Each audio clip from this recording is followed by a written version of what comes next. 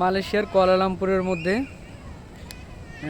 তুন Razzak exchange, যেখানে TRX building নামে পরিচিত বা টিআরএক্স পার্ক।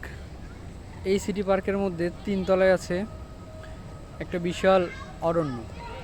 অরণ্য বলতে প্রায় শহরের বুকের 10 একর জমি নিয়ে এখানে একটি পার্ক নির্মিত হয়েছে, যেখানে টিআরএক্স সিটি পার্ক। এই টিআরএক্স সিটি পার্কে প্রায় 10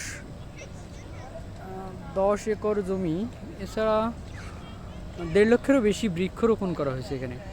সবথেকে অবাক করা তথ্য হলো, শহরের মাঝখানে এখানে মালয়ের গ্রামের বৈশিষ্ট্যে এই পার্কটা নির্মাণ করা, যেখানে বাচ্চারা ছুটোছুটি খেলাধুলো করে বেড়াচ্ছে।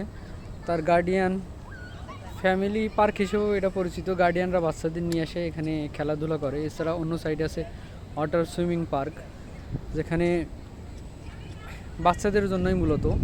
এছাড়া 3 তলায় যে জিনিসটা বেশি আকর্ষণীয় সেটা হচ্ছে অ্যাপেলের শোরুম।